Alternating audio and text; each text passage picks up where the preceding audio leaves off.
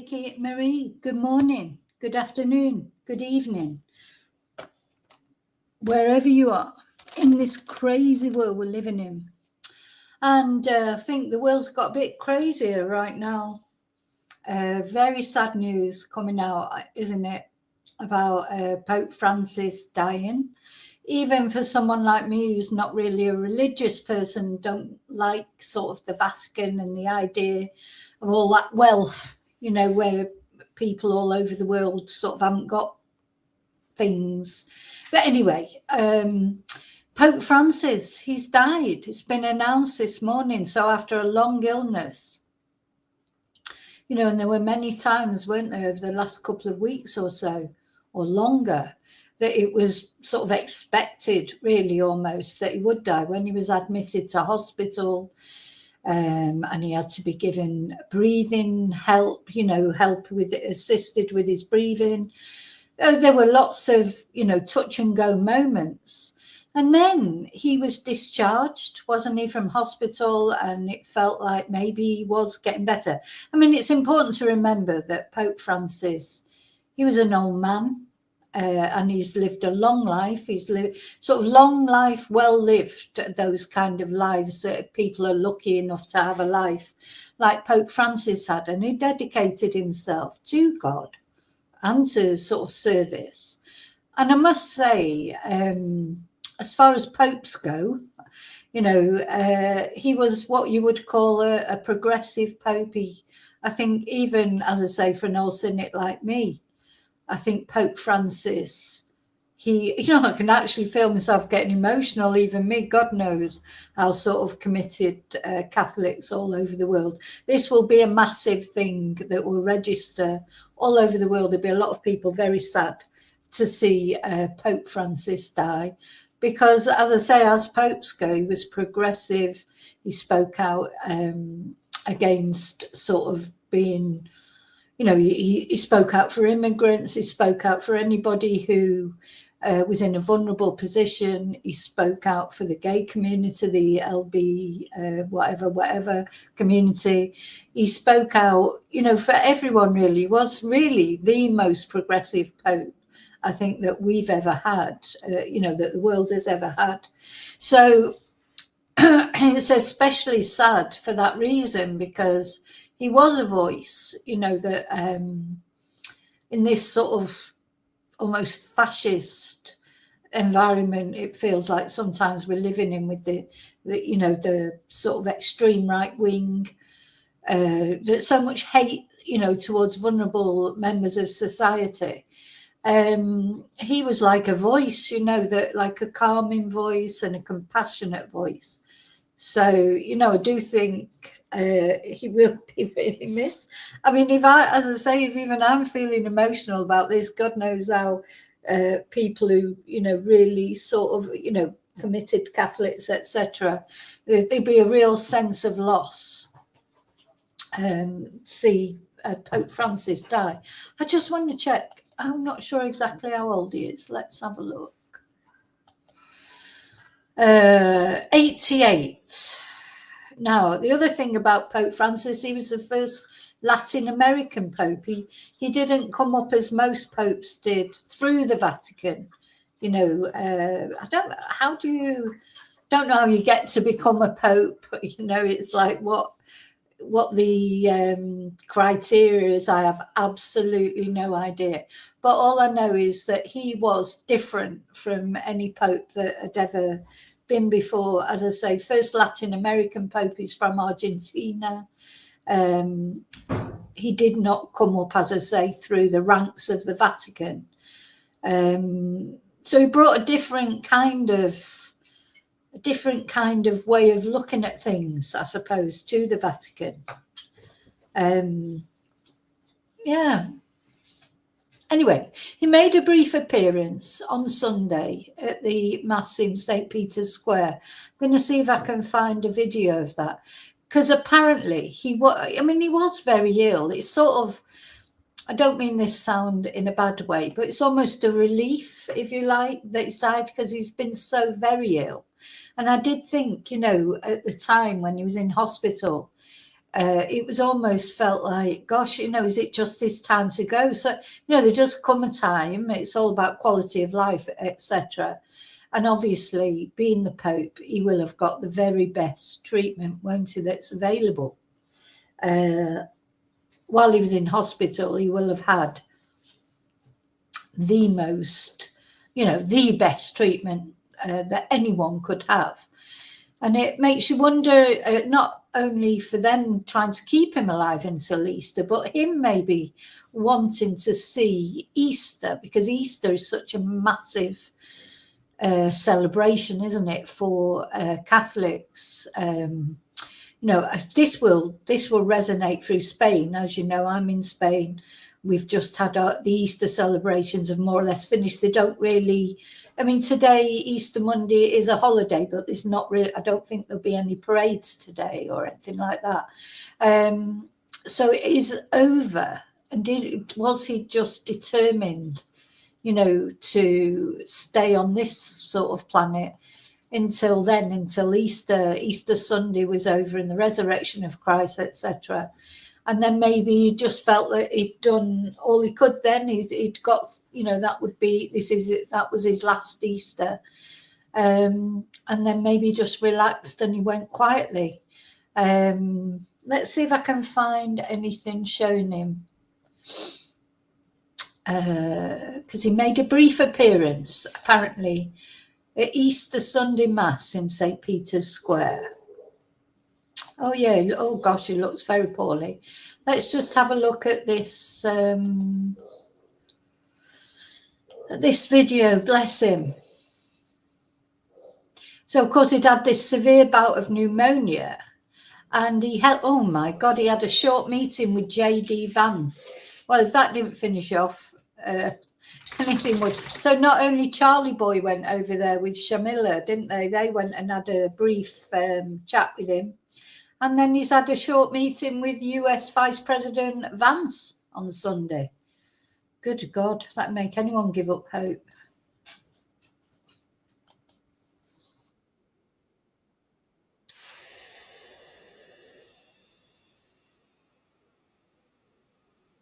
So he marked Easter Sunday by blessing thousands of people. Oh, so this is his last appearance. Oh, let me share it, sorry. Oh.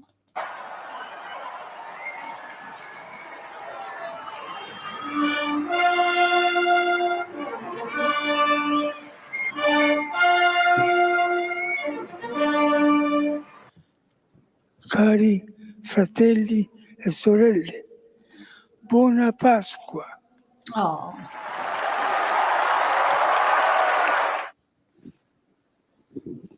Benedicat vos, omnipotens Deus. Look, he does sound very ill, doesn't it? Apparently he was advised to rest for 2 months. I think he's just hung on, hasn't he? Because he wanted to, be there for Easter. See, this is the other thing I don't like about the Vatican. All these men, boys, etc. I'm not happy with this Vatican thing. Pope Francis, as I say, is probably the best Pope I can ever remember for a cynical person like me. I've got a lot of respect for him. I think he came over as being a very sweet man.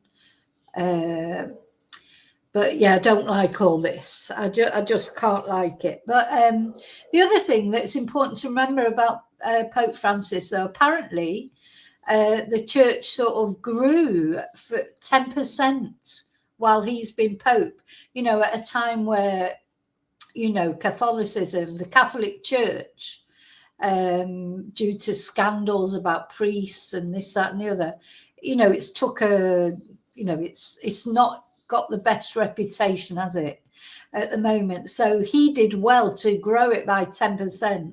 Apparently there are more young people turning to Christianity now, and I think they need to. A lot of people complain about the rise of Islam, etc. Well, then you have to start sort of doing something about it. Then if you're not happy with it, you think it's swamping Christianity or Catholicism or whatever, you know, start going to church and start, you know, taking part, an active part. That's what people who support Islam, they're very committed to their church, to the, you know, to what they believe in. Anyway, let's see, carry on. Pater, et Filius, et Spiritus Oh. Sancti. Amen.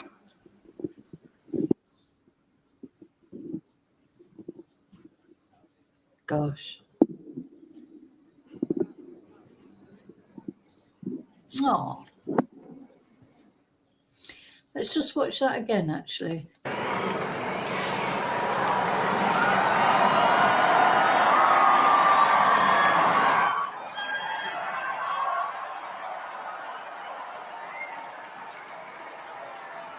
Yeah.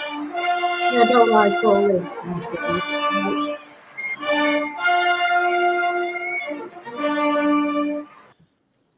Cari fratelli e sorelle, buona Pasqua.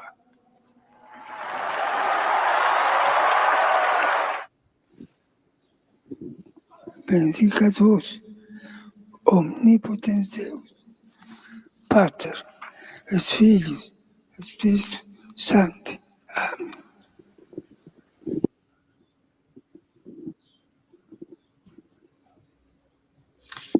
Gosh, a lot of people.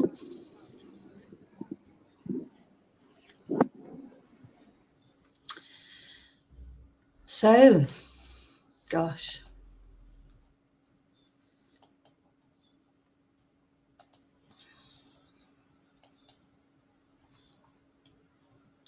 Oh, did you not see the video? Hi, Bluebell. Hi, Silver. Can you see? Did you see it in the end or not? I can play it again. Let's play it again.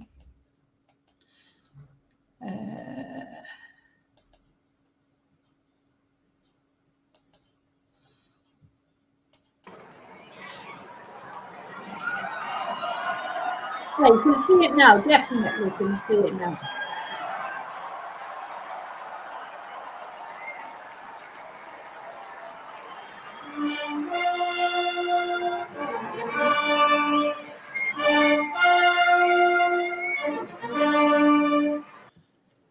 Cari fratelli e sorelle, buona Pasqua.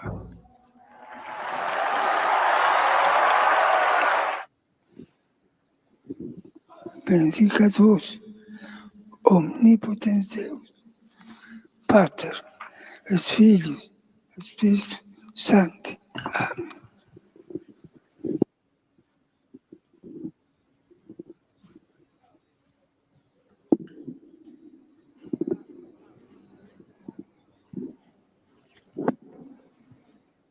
Okay, so we're going to go over to Sky News now.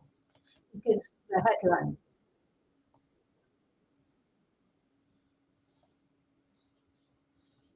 When you see this immense, great building at the heart of Rome, the Vatican City, and there St. Peter's, marking the end of another papacy.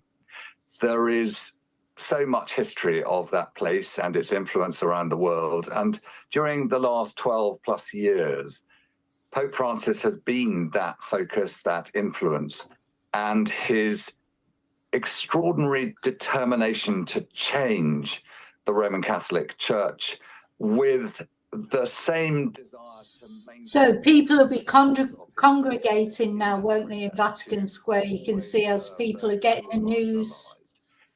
People will be congregating there.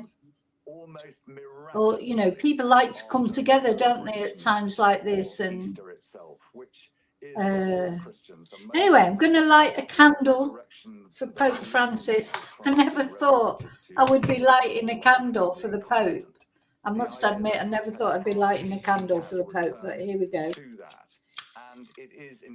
Well, I hope he's, you know, he's met his maker and he's God. He's, you know, obviously he's a committed sort of religious man, the Pope. He'd risen to the Pope.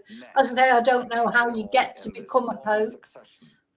What will have to happen now is they'll be choosing a new Pope. They go behind closed doors, don't they? And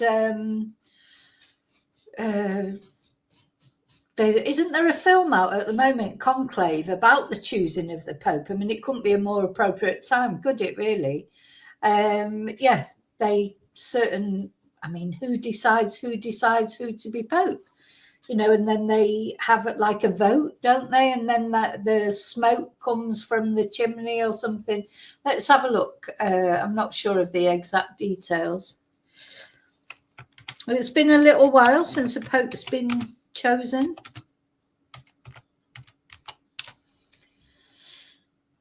So the next Pope is chosen by the College of Cardinals through a process called a conclave. Only cardinals under 80 years old. Only the young ones, only cardinals under 80 years old are eligible to vote in a conclave, and they are known as cardinal electors. The process involves a series of meeting and votes, ultimately requiring a 2/3 majority to elect a new pope. So it's a secret gathering that the conclave is a secret gathering that takes place at the Vatican, with the cardinals residing in the Domus Sanctae Marthae, and it involves multiple rounds of voting, with a 2/3 majority required to elect the new pope. And if no candidate reaches the 2/3 majority after multiple rounds, the requirement may drop to a simple majority. So apparently, after a pope dies or resigns, the dean of the College of Cardinals announces the vacancy and calls for a conclave. Cardinals are summoned to Rome and they gather at the Vatican, and they hold these congregations to discuss the needs and challenges to face in the church and to prepare for the election. Oh my God, I hope we don't get a fascist one. Please, please, please, God, please, please. And Pope Francis, use your influence there in heaven. We do not want a fascist Pope. No, don't want to take back all the Pope Francis's good work, the progress that is made. And he's always speaking up for vulnerable people. Regardless, he really has been a trailblazer Pope. And I just hope that is continued with his successor. So voting takes place in the Sistine Chapel, where each cardinal writes the name of their chosen candidate on a ballot, and the votes are collected and tallied, and the process continues until a new pope is elected. And once a new pope is elected, the senior cardinal deacon announces the news to the world from the balcony of St. Peter's Basilica, and the new pope then gives his blessing to the city of Rome and the world. Let's just listen a bit more to Sky News. Who had gathered, and that leadership in itself was a perfect way in which he was a contribution to the papacy, this institution that has lasted for over 1,000, nearly 2,000 more years. It is an incredible institution that has been going on since the year zero, and he has played his part, but he has been controversial. But the controversial elements of his leadership are going to become part of what will be reflected on as the church now, the Roman Catholic Church, chooses its next pope. And there will be a period of pause now. There will be the funeral of the Pope, a much more simple funeral than those that we witnessed for John Paul II.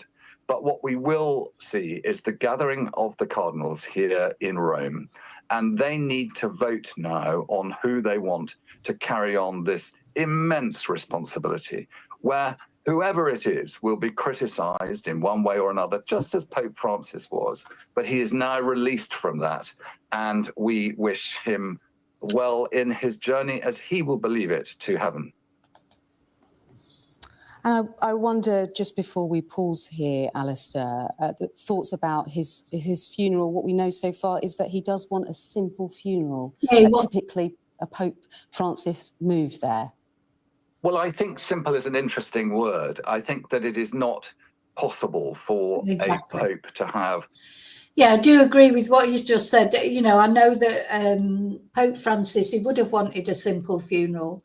He obviously has asked for that, but it's pretty much impossible, isn't it? It's like saying the Queen could have a simple funeral, or, you know, at the end of the day, he is, you know, just such a massive public figure. You know, you can't, everybody knows who the Pope is, whether you even follow religion or follow the Catholic religion or not. You know, it's impossible to have a completely simple funeral, but it'll be as simple as he's asked for it, I suppose. You know, his wishes will have to be taken into consideration. Now, it's funny because I was just sort of laughing at what old hippie said, and, you know, J.D. Vance, he is a Catholic, isn't he? I think he's a committed Catholic. I'm not sure. Is J.D. Vance a Catholic? I don't know, but just makes you wonder what conversation they had. You know, what conversation can J.D. Vance have with the Pope, a progressive Pope like this, who's asking for calm against immigrants and things like that? You know, asking, he's against all this anti-immigration. Because let's not forget, anti-immigration is one thing, you know, the way it's being operated at the moment in America and is a complete extreme. So, you know, yeah, Trump's hardline Catholic deputy. So he is a Catholic. This is what I just think, how can his views sort of almost, how can his views even fit in with, you know, the Christianity? And anyway, never mind. What can we, you know, what can we say? Apparently he used to be an atheist, but he is now a Catholic of a very specific type, it says it. What's that? What specific type? He's a Catholic. Let's have a look at this. So according to this magazine, I'm only, you know, this is a newspaper or a magazine, so it's a view. It's not my view. It's just what they're saying. So in 2021, when J.D. Vance was asked at a conference why he'd converted to Catholicism just 2 years earlier, he had a fairly simple answer. I really liked that the Catholic Church was just really old, he says. A bit like Donald Trump, eh? Anyway, so I don't know what that means, but anyway, so he's embraced the church with a complex social doctrine built off the work of ancient philosophers.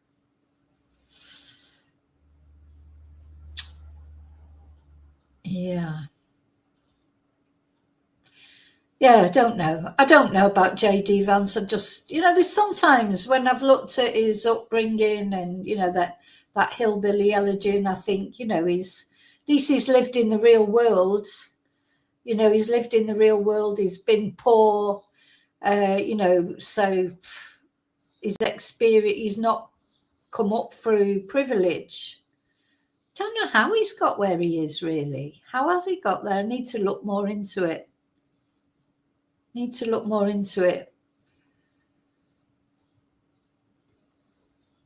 Yeah.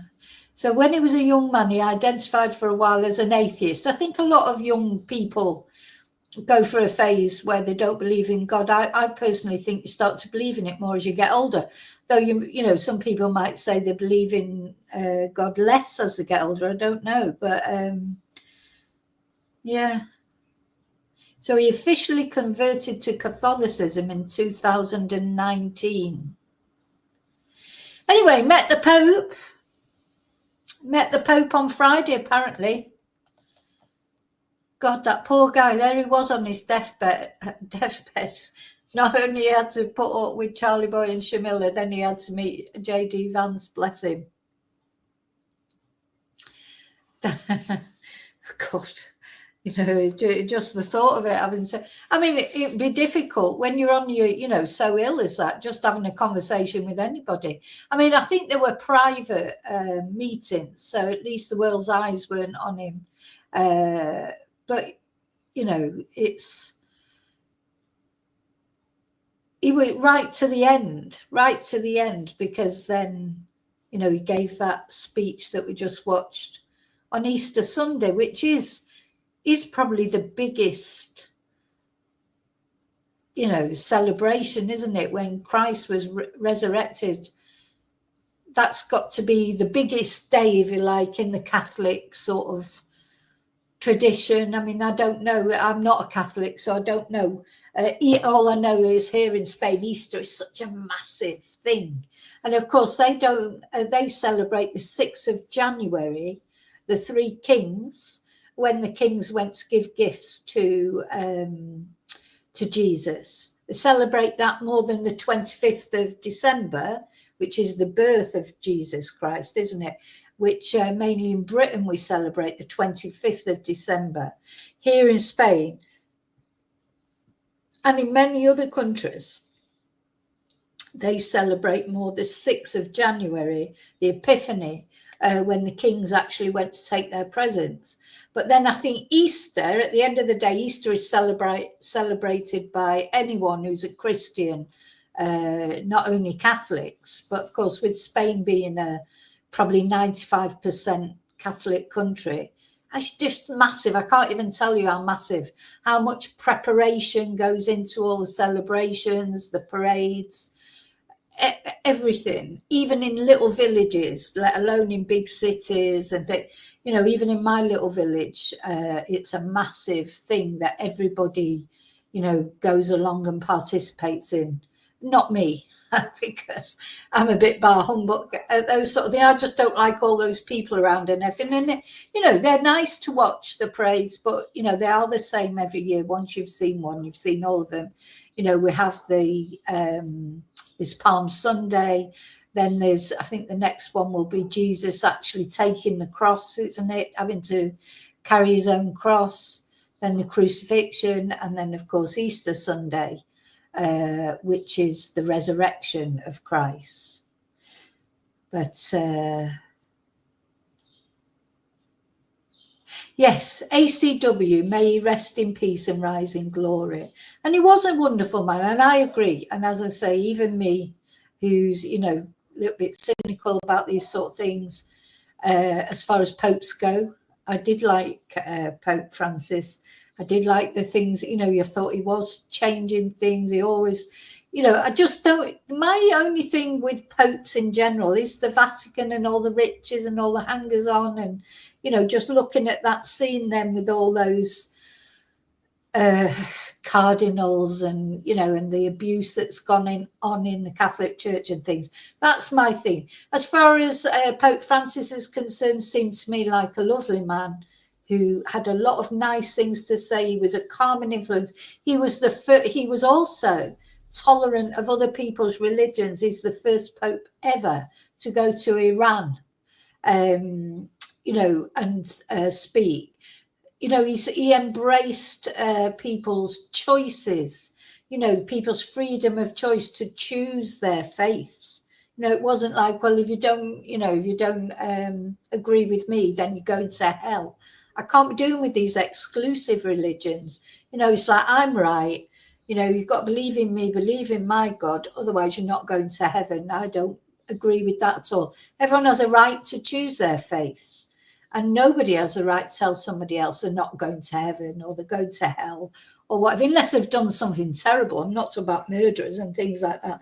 I'm talking about just normal people who have the right to choose who or what, if anyone or anything, they sort of they believe in, and also have a right to choose their sexuality and have a right. Well, you know, you don't actually choose your sexuality.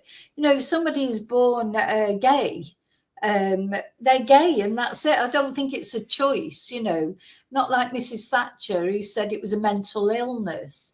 You know, it's not a choice. I think if people could choose, you know, freely, they would choose whatever sort of didn't cause them so much sort of hassle.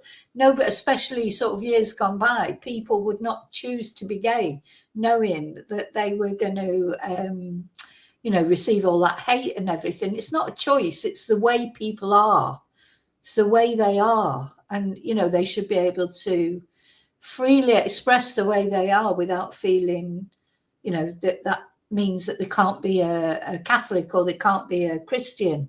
And I think Pope Francis, he spoke for that. He did a lot for people in that aspect, and that I think is lovely. So hi Annie, bye Silver.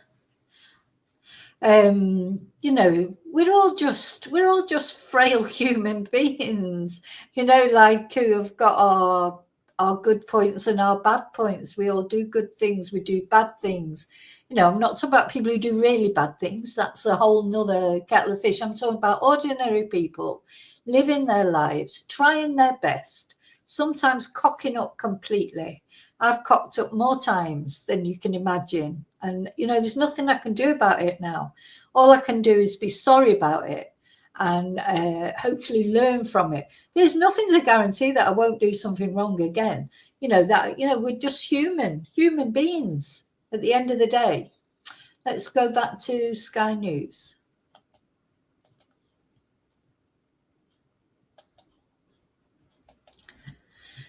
Let's have a look what they've got to say.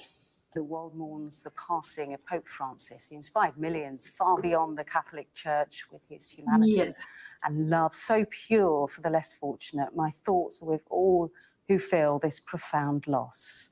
May they find solace in the idea that Pope Francis and his legacy will continue to guide us forward, just more peaceful and a compassionate world.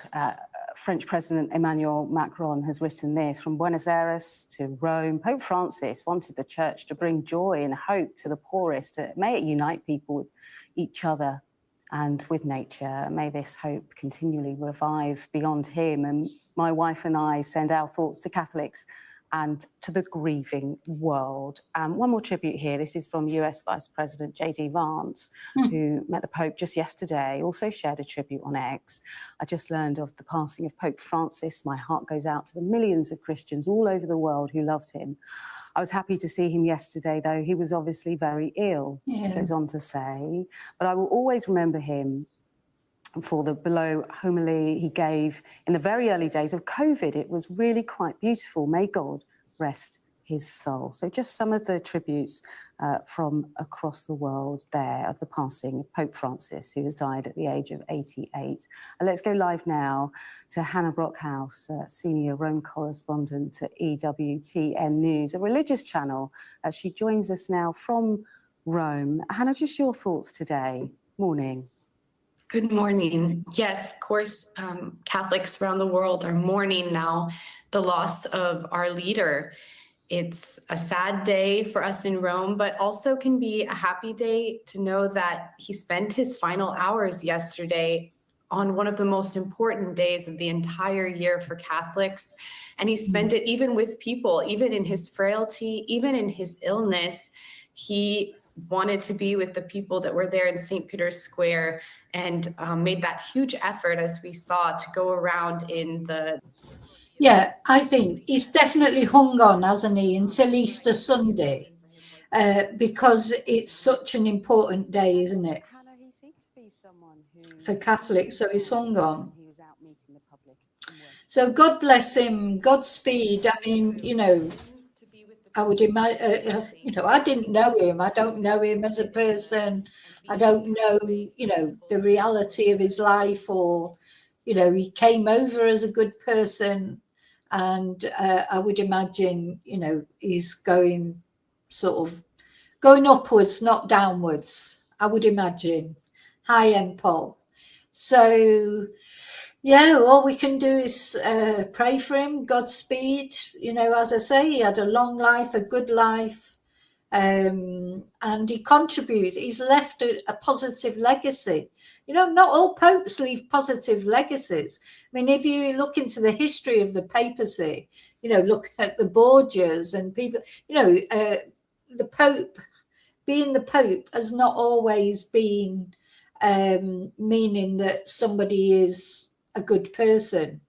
But I do genuinely believe in my heart that Pope Francis was a good person. And I think he'd be sadly missed for that. I mean, at the end of the day, he's 88 years old. as I say, had a long life, well lived.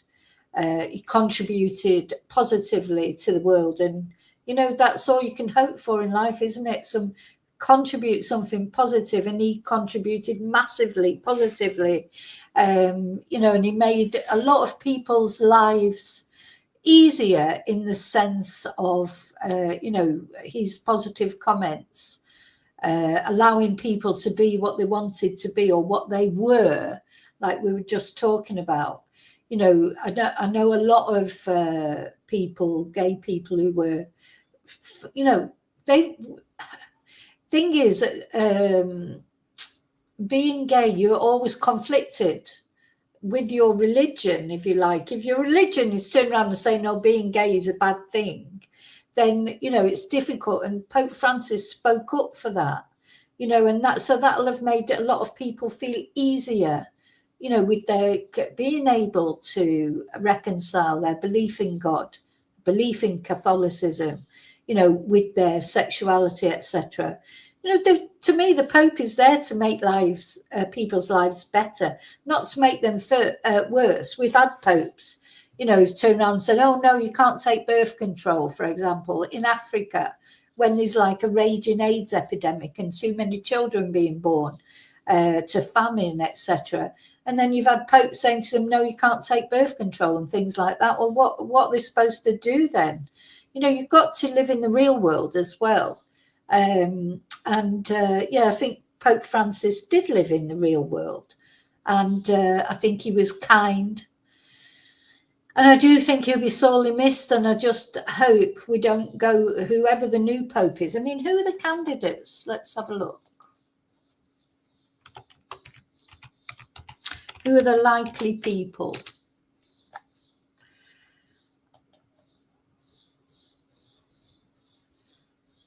See, so it's going to be a cardinal.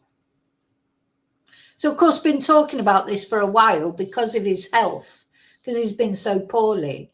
They had already, you know, all the media, etc., has already been talking about who might replace him. Also, his age, of course.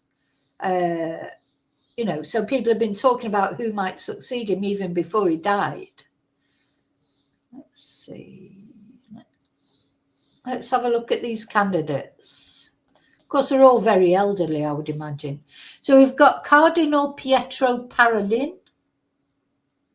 He's the highest ranking cardinal in the electing conclave. Now, I've got to say, this is the other thing, highest ranking, all that in men of God or women of God. I don't like all that. And of course, these are all men. You're not going to have a female pope, are you? Not in a million years is that ever going to happen. So apparently this guy he's not left or right politically. He's a moderate figure. Let's hope for a moderate figure, hey? Then we've got Cardinal Luis Peter Erdo. I just don't like the look of him straight away. There you go. You know, I make instant judgments on people. Don't like the look of him, but anyway, he's a devout Marian, meaning he devotes his practices to Mary, the mother of Jesus. Don't know why, I just don't like the look of this guy. He's 72 years old, Hungarian, conservative voice within the church, having opposed the practice of divorced or remarried Catholics receiving Holy Communion due to his belief in the insolubility of marriage. He has also compared the act of taking in refugees to human trafficking. Okay, right, don't think we want him. Who's this guy? So we've got Cardinal Luis Antonio Tagle. I mean, what are all these robes and everything? This is what I just don't like. Look at that. Come on. Looks like he's going to do a flamenco dance. Anyway, maybe he is because he's shared his support to gay people. So, you know, the trouble is that the people in the church, there's probably loads of these cardinals and things that are gay, but they're never going to be openly gay, are they? Anyway, he's a little bit younger. He's 67. He has typically shown more left-leaning politics, similar to Pope Francis. Okay, let's have him. Let's have him. He criticised the church's attitude and language towards gay people, unwed mothers, and divorced or remarried Catholics. He sounds good. So he said in 2015, the harsh words that were used in the past to refer to gays and divorced and separated people, unwed mothers, etc. In the past, they were quite severe. Many people who belonged to these groups were branded, and that led to their isolation from wider society. So, okay, yeah, we'll have him, even though I don't really like all this. I'm not sure what the dress is about, but yeah, he looks nice. Then we've got Cardinal Matteo Zuppi. He's a favourite of Pope Francis. Right, so if he's a favourite of Pope Francis, he's got to be nice, hasn't he? Because Pope Francis was nice. And he's been sent on a number of global trips. He went on a peace mission to Ukraine where he met Zelensky, but not Vladimir Putin. And he went to the United States to meet Joe Biden. Excuse me, I think I'm going to sneeze. Oi, Jesus. Prior to being a cardinal, Zuppi shared his more positive views of the LGBTQ community, and he wrote an essay in James Martin's 2018 book, Building a Bridge, that was useful for encouraging dialogue. Okay, so he looks okay. Leo Burke, don't know about this one, don't know. So he's regarded by critics as an outspoken traditionalist. Yeah, funny, just by looking at him, you can tell. I just know when I look at him, I think he's going to be a conservative. And he was made a cardinal by Pope Benedict in 2010. Oh, he has publicly clashed with Pope Francis's more liberal philosophies, particularly regarding his willingness to allow divorced and remarried couples to receive the Eucharist. And he called the church's new language around artificial contraception, civil marriages, and gay people objectionable. Do you know, how did I just even know just by looking at his face before I even read about him? I knew I wasn't going to like him. And what does he know about getting married again or being gay? Or what does he know about any of it?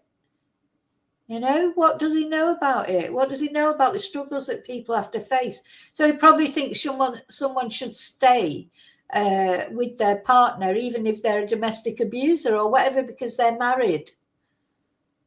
Yeah, no, we don't want him. Oh, that's it. They're the main contenders. So we don't want him, Leo Burke, Raymond Leo Burke. No, don't want you. Don't like the look of you. You've got an evil face. I knew straight away looking at you. This guy seems quite nice. He was a favourite of Pope Francis. Again, what's all the lace about and everything? This is what I don't like. Look at all the gold in the background as well. You know what I mean? It's like all that gold, all that opulence, all that luxury. It's supposed to be the house of God. I thought it was easier for it to squeeze a camel through the eye of a needle than it was for a rich man to enter the kingdom of heaven. Anyway, but he looks, as far as popes go, he looks all right. Seems like the more lace they've got on, the nicer they are. He's got quite a kind face. And he's a Filipino. I don't think we've ever had a Filipino pope. And then we've got this other conservative one, didn't like the look of him as soon as I looked at him as well. Just don't like him. Before I even read about him, I didn't like him. And he looks okay. Pietro Parolin. He's moderate. So there you go. And don't forget, Bluebell, I think it'll be real gold. There's so much gold in the Vatican. It's just ridiculous, isn't it, really? What with the gold in the Vatican and in Buckingham Palace and all the palaces. You think of all the palaces in the world and people sitting on opulence and then telling other people how to live their life. Poor people in Africa who've got nothing else to do but copulate, really, because they're living, you know, the most sort of miserable lives. What else have they got, really, but sex to cheer them up? but they're not even allowed to take contraception. So they end up having more and more kids, and they get poorer and poorer, and it all just gets worse and worse. Anyway, don't get me started. But yeah, Pope Francis, as far as popes go, he was a nice one, at least. So yeah, but you think all these palaces all over the world, I think I'm a sort of communist at heart, really, but communism has never worked. I know that. I studied it at university. Unfortunately, it has never worked, but it's a fabulous sort of principle, isn't it? But whenever it's been put into practice, always ends up like Animal Farm, doesn't it? The people, that start off with all the sort of these wonderful ideas for a utopian society, they end up being just as bad as the ones before, unfortunately. So it makes you wonder, is there just something in human nature? I don't know. Is there something in human nature that makes people acquisitive or want to be leaders or want to rise themselves up above other people? Because it seems to happen in nearly every society, doesn't it? There's some sort of hierarchy or whatever. But anyway, it's not that someone's got to lead. I believe in that, but I don't think they need all this opulence. They don't need all this gold. Charlie Boy didn't need a gold carriage to go to his coronation in, and he didn't need 2 gold thrones for him and Shamila to sit on. And then that following year, he's telling people in his message, Christmas message, live a simple life. Yeah, okay. So that, it just, to me, it is hypocrisy. It's wrong. And it's same with the Vatican. I'm sorry, but it is. But I will say, Pope Francis, he did have a positive message. He was a kind person, a good person. I just hope whoever replaces him, he's also a good and kind person. And we don't get one of those right-wing fascist ones in. That we get, another nice one in. So yeah, very, very sad. I was going to say poor Francis, but you can't say, oh, poor guy, because he did have a long, good life, left a positive contribution. He was so poorly over the last month or so. There were times I was thinking, just let him go, But now when I think about it now, it's probably him and his own spirit wanting to get through to Easter. And he did it. He gave his Easter message. It's a very important time, isn't it? And he managed to do it. I'm glad he managed to do it. And I just hope that the next Pope will be as good as he is, or prove to be as good as he is. I'm not sure how long he's been Pope. Let's have a look.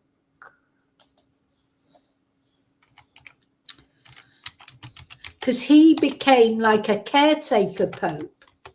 Was it Pope Benedict was ill and he sort of stepped back. Let's have a look. Wikipedia is probably the best place.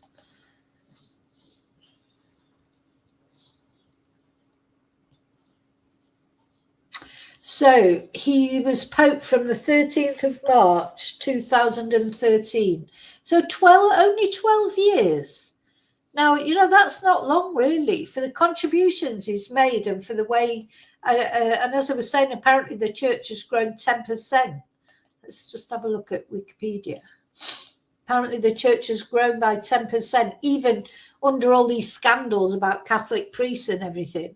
So he has, managed to, you can see he's sort of, he looks sort of, he's got his cross and just his simple robes.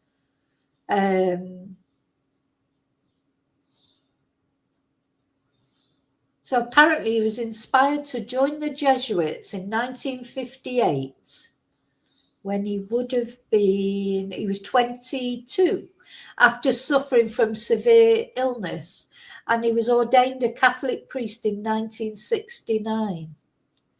So he was the Jesuit provincial superior, became the Archbishop of Buenos Aires in 1998, and was created a cardinal in 2001 by Pope John Paul II.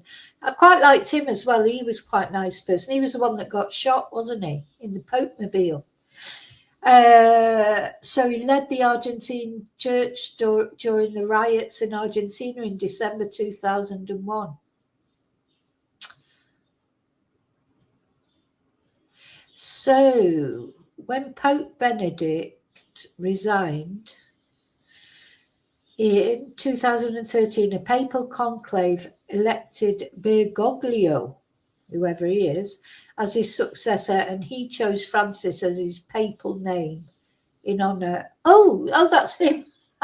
That was his real name, Jorge Maria Bergoglio. I didn't know that. So he wasn't even called Francis. He chose Francis as his papal name in honor of Saint Francis of Assisi.